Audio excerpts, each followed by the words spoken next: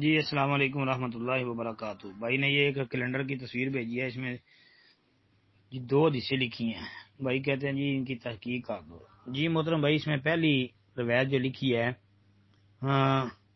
گوشت میں ہوا بھر کے بیچنا، اور راشد بن سعد رضی اللہ عنہ بیان کرتے ہیں کہ نبی علیہ السلام نے فرمایا نہا رسول اللہ صلی اللہ علیہ وسلم عن النفخ فی اللحم للبیع، کہ نبی علیہ السلام نے فروخت کے لیے گوشت میں ہوا بھرنے سے منع فرمایا۔ مصنف ابن ابی شیبہ کا حوالہ ہے 23,208۔ یہ روایت ضعیف ہے، جی ثابت نہیں ہے۔ احوص بن حکیم جو ہے ابن ابی شیبہ کی سند میں ضعیف راوی ہے۔ السلام علیکم ورحمۃ اللہ۔ جی السلام علیکم ورحمۃ اللہ وبرکاتہ۔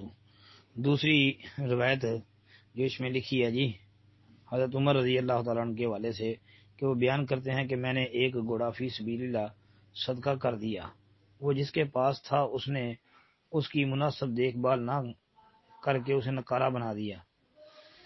میں نے جب دیکھا کہ وہ اسے سستے داموں بیچنے والا ہے تو میں نے سوچا کہ یہ گھوڑا اس سے خرید لوں، تو چنانچہ میں نے اس سلسلے میں نبی علیہ الصلوٰۃ والسلام سے دریافت کیا، تو آپ نے فرمایا اگر وہ تمہیں یہ گھوڑا 1 درہم کے عوض بھی دے تب بھی مت خریدنا، کیونکہ صدقہ کر کے اسے واپس لینے والا اس کتے کی طرح ہے جو قے کرتا ہے اور پھر خود ہی اسے چاٹ لیتا ہے۔ جی صحیح بخاری، مسلم، ابن ماجہ کا حوالہ ہے۔ جی بالکل صحیح حدیث ہے، جی صحیح بخاری میں اسی نمبر پر 1490 نمبر پر ہے، جی صحیح حدیث ہے۔ السلام علیکم ورحمۃ اللہ وبرکاتہ۔